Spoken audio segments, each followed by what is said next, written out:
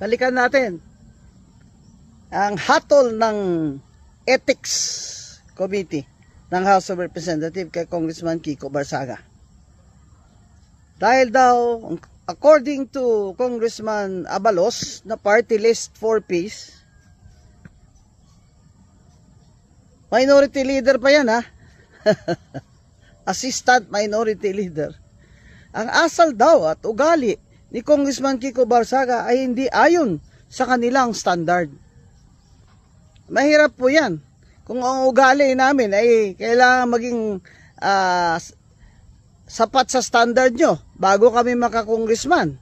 O kaya ay para kami ay manatili bilang congressman.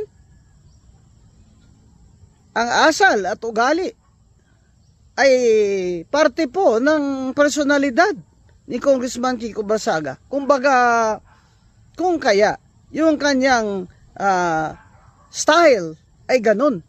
Dahil po sa kanyang personality. O, hindi po ba?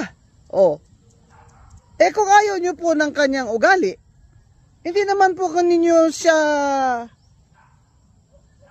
kapatid.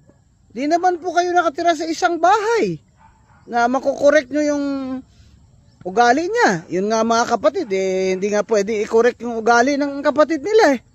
Ngayon, kayo dyan sa house, gusto nyo, ang miyembro nyo, parehas sa inyo mag-isip, at parehas ang ugali sa inyo na nagtututa-tutaan lang kayo.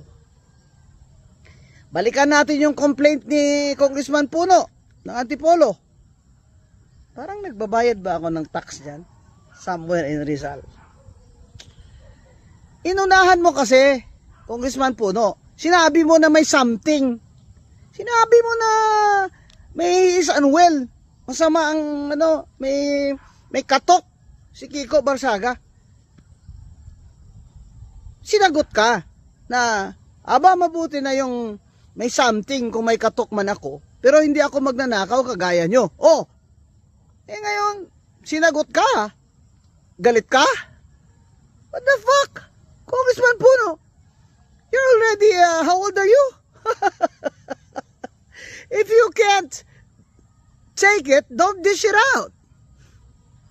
You can dish it out, but you can't take it? Fuck!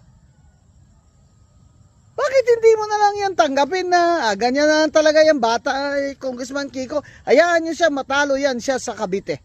Ang ganyan ang pag-aasal niya. Let his people decide whether he should return to Congress or not. Bakit?